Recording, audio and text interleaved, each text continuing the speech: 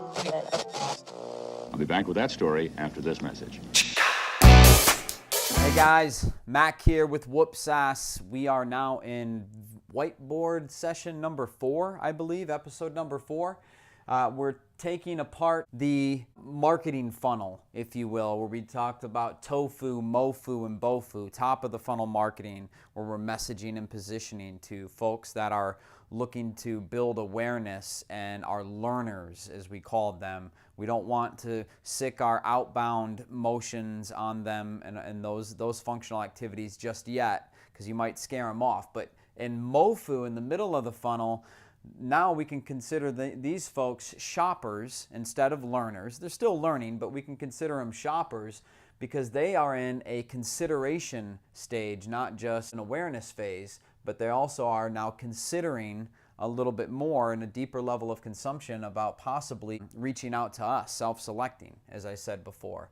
And the reason for that is because this is where your content, like case studies, ebooks, if you develop an ROI calculator or product videos, this is the type of content that when folks interact with this, and especially if it's gated and they're filling out a contact form to access this information, these will be indicative of people that are in the shopper phase of MoFu. I told you in the last video I'd give you an example of a cadence that would include an outbound task from a BDR, or in Austin, Texas, they call them MDs, market developers. So let's say this was step 1, this was step 2, this was step 3. You might have multiple steps in a cadence, in a campaign.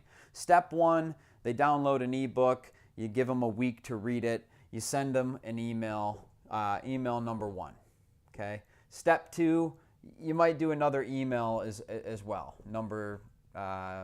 email number 2. But then step 3, you might have call number 1.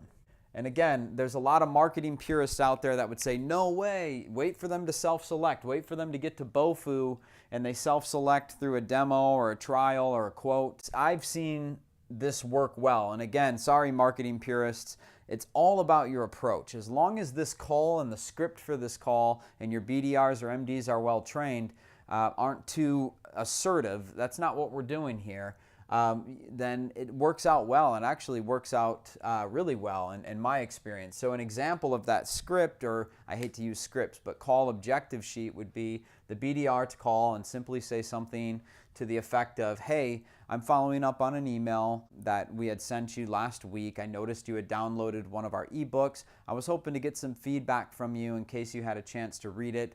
I wanted to see if it was helpful information. Oh, and by the way, thank you for your interest. Now you have a name internally here at company ABC.